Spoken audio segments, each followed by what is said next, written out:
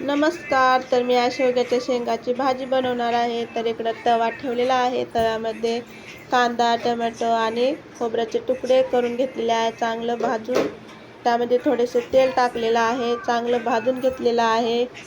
त्यानंतर आपण बारीक वाटण करून घ्यायचं आहे. मिक्सरला बारीक करून घेतलेलं आहे. त्यानंतर कढई ठेवून त्यामध्ये तेल ओतलेलं आहे. तेल थोडंसं जास्त झाल्यामुळं मी काढून घेतलेलं आहे. बघू शकता थोडंसं तेल काढलेलं आहे. त्यामध्ये वाटलेलं वाटण टाकून घ्यायचं. तेल कडकडीत तापल्यानंतर वाटण वाटलेलं टाकून घेतलेलं आहे. बघू शकता तुम्ही वाटण टाकलेलं चांगलं परतून घेतलेलं आहे. बघू शकता इकडं गरम पाणी पण ठेवलेलं आहे. शेंगामध्ये ओतण्यासाठी गरम पाणी करून घेतलेलं आहे. त्यामध्ये आता थोडीशी हळद टाकलेली आहे. बघू शकता हळद टाकल्यानंतर एव्हरेस्टचा मसाला पण वापरलेला आहे. मसाला टाकून घेतलेला आहे एव्हरेस्टचा.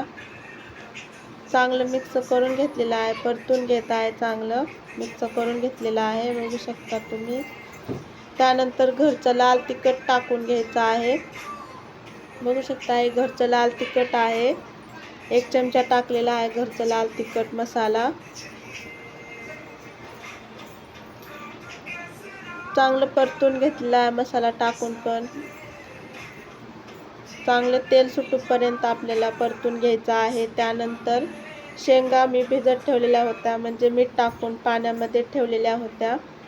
आता चांगल्या धुवून त्यामध्ये टाकून घेतलेलं आहे. चांगलं परतून घ्यायचं ते पण टाकून.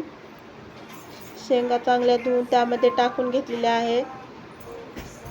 चवीपुरतं मीठ पण टाकलेलं आहे आता आणि चांगलं परतून घेतलेलं आहे. परतून झाल्यानंतर पाणी पण ओतून टाकलेलं आहे. बघू शकता. तर आपली रेसिपी तयार झालेली आहे. तर कशी वाटली नक्की कमेंटमध्ये सांगा. Bye bye.